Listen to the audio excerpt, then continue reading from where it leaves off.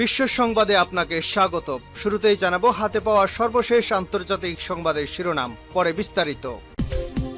প্রথমে ইসরায়েল, ফিলিস্তিন ও ইরান যুদ্ধ চলছে, জানিয়ে দেব আমাদের হাতে থাকা সর্বশেষ গুরুত্বপূর্ণ আপডেট আন্তর্জাতিক সংবাদ। ইসরায়েলের উত্তর অঞ্চলে হিজবুল্লাহর হামলা। জানিয়ে দেব তেহরানকে বিচ্ছিন্ন করার ষড়যন্ত্র ব্যর্থ হয়েছে বলছে ইরানের প্রেসিডেন্ট। আর জানিয়ে দেব আইসিসির সিদ্ধান্ত ইসরায়েলকে প্রভাবিত করবে না বলছে নেতানিয়াহু। এবং আরো জানিয়ে দেব বাইডেনের বিতর্কের চ্যালেঞ্জ গ্রহণ করলেন ট্রাম্প। এদিকে জানিয়ে দেব আত্মহত্যা করতে চাওয়ার কারণ জানালেন বাইডেন। এবং সর্বশেষ জানিয়ে দেব ইসরায়েলের পাল্টা প্রস্তাব খতিয়ে দেখছে হামাস। শুনছিলেন সংবাদ শিরোনাম, এরপর বিস্তারিত। তার আগে অনুরোধ থাকবে, ভিডিওটি যদি ভালো লেগে থাকে ভিডিওটিতে একটি লাইক এবং কমেন্ট করে জানিয়ে দিন ভিডিও সম্পর্কে আপনার মূল্যবান মতামত, এবং আরো কমেন্ট করে জানিয়ে দিন ভিডিওটি আপনি কোথা থেকে দেখছেন এবং শুনছেন। ইসরায়েলের উত্তরাঞ্চলে হিজবুল্লাহর হামলা। ইসরায়েলের উত্তরাঞ্চলে ড্রোন ও ক্ষেপণাস্ত্র হামলা চালানোর দাবি করছে লেবাননের সশস্ত্র গোষ্ঠী হিজবুল্লাহ। ইসরায়েলের সামরিক বাহিনী দাবি করছে তারা লেবানন থেকে আসা একটি সন্দেহজনক আকাশযান গুলি করে ভূপাতিত করছে। এই আকাশযান ড্রোন উত্তর ইসরায়েলের মানারা এলাকার দিকে যাচ্ছিল। হিজবুল্লাহ বলছে তারা উত্তর ইসরায়েলকে লক্ষ্য করে ড্রোন ও গাইডের ক্ষেপণাস্ত্র হামলা চালিয়েছে। বেসামরিক স্থাপনায় ইসরায়েলি হামলায় তাদের 2 সদস্য সহ 3 জন নিহত হওয়ার প্রতিবাদে এই হামলা। এক বিবৃতিতে লেবানন সশস্ত্র গোষ্ঠীটি বলছে তারা আল মানারা সামরিক কমান্ডার সদর দপ্তর এবং গোলানি ব্রিগেডের 51তম ব্যাটালিয়নের বাহিনীকে লক্ষ্য করে বিস্ফোরণ ড্রোন ও গাইডের ক্ষেপণাস্ত্র ব্যবহার করে একটি কঠিন হামলা চালিয়েছে। এদিকে হামাসের সামরিক শাখার 2 জন ইসরায়েলি বন্দীর একটি ভিডিও প্রকাশ করছে। ভিডিওটিতে জিম্মি ব্যক্তিরা প্রধানমন্ত্রী বেঞ্জামিন নেতানিয়াহু সরকারের কাছে ফিলিস্তিনি বন্দীদের বিনিময়ে তাদের মুক্তির জন্য একটি চুক্তিতে পৌঁছানোর দাবি জানিয়েছে। তারা গাজায় ইসরায়েলি বোমাবর্ষণ নিয়ে সতর্ক করছেন। তেহরানকে বিচ্ছিন্ন করার ষড়যন্ত্র ব্যর্থ হয়েছে বলছে ইরানের প্রেসিডেন্ট। তেহরানকে বিচ্ছিন্ন করার জন্য পশ্চিমা বিশ্বর ষড়যন্ত্র ব্যর্থ হয়েছে বলেছেন ইরানের প্রেসিডেন্ট ইব্রাহিম রাইসি। তিনি বলেছেন ইরানকে কেউ নিষেধাজ্ঞা দিতে পারে না। শনিবার 27 এপ্রিল প্রেস টিভির এক প্রতিবেদনে এ তথ্য জানানো হয়েছে। শনিবার ইরানের ষষ্ঠ রপ্তানি সম্ভাব্য প্রদর্শনী উদ্বোধন অনুষ্ঠানে তিনি বলেন, এই প্রদর্শনীর মাধ্যমে বোঝা যাচ্ছে ইরানের নিষেধাজ্ঞা দেওয়া যায় না। তেহরানের বিরুদ্ধে নিষেধাজ্ঞা দেওয়ার ফলাফল দৃশ্য। ইরানকে বিচ্ছিন্ন করার ষড়যন্ত্র কোনোদিন ফলপ্রসূ হবে না। এদিকে ইরানের পররাষ্ট্রমন্ত্রী হোসাইন আমির আব্দুল্লাহিয়ান জানিয়েছে এপ্রিলের মাঝামাঝির সময় আটকে করা ইসরায়েলি সংশ্লিষ্ট জাহাজের ক্রুদের ছেড়ে দেওয়া হবে। পর্তুগিজ পররাষ্ট্রমন্ত্রী রেনজেলকে তিনি একথা বলেন। তিনি বলেন, এরই মধ্যে তেহরানের নিযুক্ত রাষ্ট্রদূতদের বিষয়টি জানানো হয়েছে, তবে তাদের কখন ছেড়ে দেওয়া হবে তিনি তা স্পষ্ট করে জানাননি। এর আগে এপ্রিলের মাঝামাঝির সময় ভারতীয় সংবাদ মাধ্যম এনটিভি জানায় বিশ্বের অন্যতম ব্যস্ত ও গুরুত্বপূর্ণ নৌরুট হরমুজ প্রণালী থেকে ইসরায়েলের একটি বিশাল আকৃতির কার্গো জাহাজ ধরে নিয়ে গেছে ইরানের চৌকস বাহিনী বিপ্লবী গার্ডের নৌ কমান্ডাররা। বার্তা সংস্থা তাসনিম নিউজ জানিয়েছে এমএসসি ORIS নামের একটি জাহাজ জব্দ করেন বিপ্লবী গার্ডের সেনারা।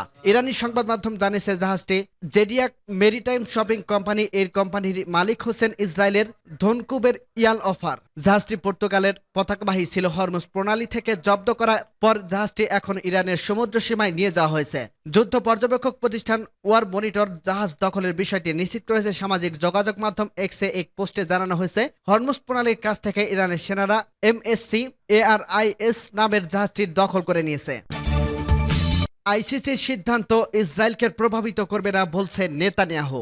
আন্তর্জাতিক অপরাধ আদালত ICC এর সিদ্ধান্ত ইসরায়েলকে প্রভাবিত করবে না বলে মন্তব্য করেছেন দেশটির প্রধানমন্ত্রী বেঞ্জামিন নেতানিয়াহু। তিনি এক এক্স বার্তায় বলেন, আমরা নেতৃত্ব থাকা অবস্থায় ইসরায়েল কখনো তার আত্মরক্ষার অন্তরায় ICCর সিদ্ধান্ত মেনে নেবে না। তিনি আরো বলেন, মধ্যপ্রাচ্যের একমাত্র গণতন্ত্র এবং বিশ্বের একমাত্র ইহুদি রাষ্ট্রের সৈন্য ও কর্মকর্তাদের জব্দ করার হুমকি আপত্তিজনক। আমরা এর কাছে মাথা নত করব না। নেতানিয়াহু বলেন, আমার জয়ের আগ পর্যন্ত এই যুদ্ধ চালিয়ে যাব। আমরা কখনোই নিজেদের আত্মরক্ষামূলক পদক্ষেপ বন্ধ করবে না। তিনি আরো বলেন, যদি ICC ইসরায়েলের কর্মকর্তাকে প্রভাবিত করবে না, কিন্তু এটি একটি বিপজ্জনক নজির স্থাপন করবে। সূত্র মিডল ইস্ট মনিটর। বাইডেনের বিতর্কের চ্যালেঞ্জ গ্রহণ করলেন ট্রাম্প। মার্কিন প্রেসিডেন্ট জো বাইডেন বলেছেন তিনি আগামী নভেম্বরে প্রেসিডেন্ট নির্বাচনে তার প্রতিদ্বন্দ্বী সাবেক প্রেসিডেন্ট ডোনাল্ড ট্রাম্পের সঙ্গে বিতর্কে করতে প্রস্তুত। গত শুক্রবার বাইডেনের এই প্রস্তাব পাওয়ার সঙ্গে সঙ্গে তাতে রাজি হওয়ার কথা জানিয়েছেন একাধিক ফৌজদারি মামলার ঝুলতে থাকা ট্রাম্প। কয়েক দশক ধরে যুক্তরাষ্ট্রের প্রেসিডেন্ট নির্বাচনে প্রার্থীদের মধ্যে বিতর্ককে গুরুত্বপূর্ণ হিসেবে দেখা হয়। এই বিতর্কের মধ্য দিয়ে প্রার্থীদের প্রতি ভোটারদের ধারণা তৈরি হয়। এসব বিতর্কে প্রার্থীর পরস্পরকে বিভিন্ন নীতি নিয়ে আক্রমণ করার সুযোগ পান। বেশ দীর্ঘ সময় ধরে বাইডেনের পক্ষ থেকে ট্রাম্পের সঙ্গে বিতর্কের বিষয়টি এড়িয়ে যাওয়া হচ্ছিল। দর্শকের সামনে কোনো সাংবাদিক মডারেটর হিসেবে এই বিতর্ক পরিচালনা করেন। শুক্রবার বাইডেন রেডিও অনুষ্ঠানে পরিচালনাকারী হাওয়ার্ড স্টার্নকে বলেন, আমি তার সঙ্গে বিতর্ক করতে পারলে খুশি হব, কবে বা কখন তা জানি না। একথা বলার পরে ট্রাম্প তার ট্রুথ সোশ্যাল সামাজিক যোগাযোগ মাধ্যমে লেখেন, জো বাইডেনের সঙ্গে যে কোনো সময় যে কোনো স্থানে তিনি বিতর্কে প্রস্তুত। আত্মহত্যা করতে চাওয়ার কারণ জানালেন বাইডেন। জীবনের সাফল্য অর্জন করতে হলে দীর্ঘ পরিশ্রমের পাশাপাশি অসীম সাহস এবং দৃঢ় মনোবল থাকতে হয়। কারণ সাফল্যের চূড়ায় পৌঁছাতে হলে বিভিন্ন বাধা জয় করে সামনে এগিয়ে যেতে হয়। এই চ্যালেঞ্জের মোকাবেলা করতে গিয়ে অনেক হতাশা, ব্যর্থতা কিংবা গ্লানির তিক্ততায় আত্মহত্যা করার মতো সিদ্ধান্ত নিয়ে ফেলে। মার্কিন প্রেসিডেন্ট জো বাইডেন এমন আত্মঘাতী সিদ্ধান্ত নিয়েছিলেন, কিন্তু পরে তিনি অনেকটা নাটকীয়ভাবে ঘুরে দাঁড়িয়েছিলেন, যা অনেকের কাছে অনুপ্রেরণার। 1942 সালের 20 নভেম্বরের জন্ম নেওয়া বাইডেন আইনজীবী হিসেবে তার ক্যারিয়ার শুরু করেছিলেন। 1966 সালে প্রথমবার বিবাহ বন্ধনে আবদ্ধ হন তিনি। তার প্রথম স্ত্রীর নাম ছিল নেইলিয়া হান্টার। এই দম্পতির 3 সন্তান ছিল, জোসেফ রবার্ট হান্টার এবং নাওমি ক্রিস্টান আইমে। 1972 সালে ভয়াবহ এক সড়ক দুর্ঘটনায় বাইডেনের স্ত্রী এবং কন্যা নিহত হন। দুর্ঘটনার সময় গাড়িতে বিউ এবং হান্টার ছিলেন, তবে তাদের আঘাত গুরুতর না হয় বেঁচে যান তারা। কাকতালীয়ভাবে ওই বছরই মার্কিন পার্লামেন্টে কংগ্রেসের উচ্চকক্ষের সিনেটের সদস্য নির্বাচিত হন বাইডেন। যুক্তরাষ্ট্রের ইতিহাস বাইডেন সবচেয়ে কম বয়সে সিনেটে নির্বাচিত হয় রেকর্ড করেন। মাত্র 30 বছর বয়সে সিনেট সদস্য হন তিনি। তবে পৃথিবীর অন্য অনেক সাধারণ মানুষের মতো জো বাইডেন ওই সময় আত্মহত্যা করতে চেয়েছিলেন। সম্প্রতি বিখ্যাত মার্কিন সাংবাদিক হাওয়ার্ড স্টার্নকে দেওয়া সাক্ষাৎকারে এ তথ্য প্রকাশ করেন মার্কিন প্রেসিডেন্ট জো বাইডেন। বাইডেন বলেন, তার প্রথম স্ত্রী নিহত হওয়ার মানসিকভাবে ভেঙে পড়েছিলেন তিনি। সারাক্ষণ বিষণ্ণ থাকতেন। এক রাতে মদ্য অবস্থায় তার মনে হয়েছিল এই জীবনের কোনো অর্থ নেই। একথা মনে হওয়ার কিছুক্ষণের মধ্যে ডেলাওয়ার মেমোরিয়াল ব্রিজের উদ্দেশ্যে গাড়ি নিয়ে বের হয়ে পড়েন বাইডেন। এরপর ব্রিজের উপর থেকে নদীতে ঝাঁপ দিয়ে আত্মহত্যা করতে চান, কিন্তু ব্রিজে পৌঁছানোর পর হঠাৎ তার মনে হলো তার আরো 2টি ছোট সন্তান আছে। যদি তিনি আত্মহত্যা করেন তাহলে তাদের দেখাশোনা করার কেউ থাকবে না। সন্তানদের মুখ চোখের সামনে ভেসে ওঠা মাত্রই বাইডেন গাড়ি ঘুরিয়ে ফেলেন, ফিরে আসেন বাড়িতে। এরপর 1988 সালে জিল ট্রেসি জ্যাকবকে বিয়ে করেন তিনি। বিয়ের পর তার নাম হলো জিল বাইডেন।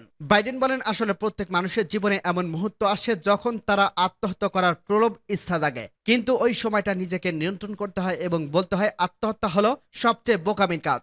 সাক্ষাৎকারে তিনি আরো জানান, প্রথম স্ত্রীর মৃত্যুর 1972 সাল থেকে 77 সাল পর্যন্ত 2 ছেলে বিউ এবং হান্টারকে একাই বড় করছেন তিনি। পাশাপাশি সিনেটর হিসেবে রাজনৈতিক দায়িত্ব পালন করছেন।